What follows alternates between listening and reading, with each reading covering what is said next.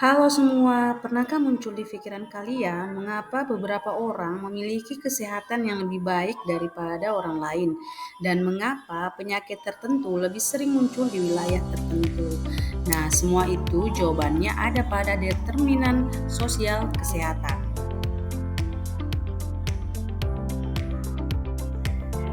Sebelum saya membahas lebih jauh terkait determinan sosial kesehatan, izinkan saya memperkenalkan diri. Nama saya Dewi Yunita.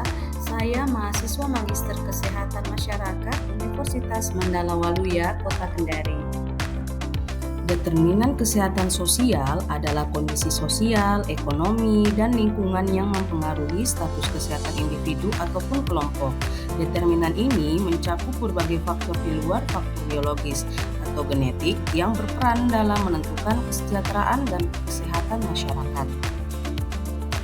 Menurut WHO, determinan sosial kesehatan adalah kondisi di mana orang lahir, tumbuh dan hidup, bekerja, dan menua, serta sistem yang lebih luas yang membentuk kondisi kehidupan sehari-hari. Faktor-faktor ini sangat berpengaruh terhadap kesehatan individu dan kelompok masyarakat.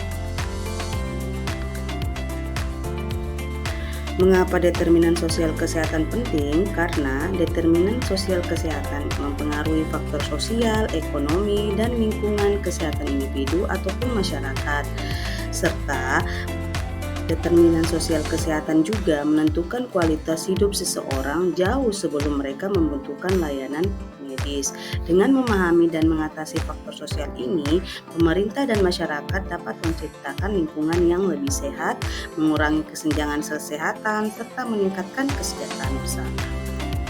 Menurut WHO, determinan kesehatan sosial tidak hanya dipengaruhi oleh faktor biologis atau layanan medis, tetapi juga dipengaruhi oleh beberapa faktor seperti kondisi ekonomi, lingkungan, akses fasilitas kesehatan, dan juga pendidikan. Determinan sosial kesehatan terkait fasilitas kesehatan. Jadi, fasilitas kesehatan merupakan salah satu determinan sosial kesehatan yang sangat berpengaruh terhadap status kesehatan individu dan masyarakat. Akses terhadap fasilitas kesehatan yang layak, terjangkau, dan berkualitas menentukan seberapa baik seseorang dapat menerima perawatan medis, pencegahan penyakit, serta layanan kesehatan lainnya. Nah, ada beberapa faktor yang mempengaruhi mengapa fasilitas kesehatan masuk dalam determinan sosial kesehatan. Yang pertama, letak geografis. Jika fasilitas kesehatan tidak tersedia atau sulit dijangkau, masyarakat akan kesulitan mendapatkan perawatan yang dibutuhkan. Contohnya saja, penduduk pedesaan sering harus menempuh jarak jauh untuk menuju rumah sakit, sehingga mereka lebih jarang mendapatkan perawatan medis. Yang kedua, biaya layanan. Ketersediaan fasilitas kesehatan seringkali tidak merata, menyebabkan kesenjangan dalam akses layanan kesehatan. Orang dengan status ekonomi rendah mungkin kesulitan mendapatkan layanan kesehatan berkualitas karena biaya yang tinggi. Yang ketiga, ketersediaan tenaga medis. Fasilitas kesehatan yang minim tenaga medis atau peralatan yang kurang memadai dapat mengurangi kualitas layanan kesehatan.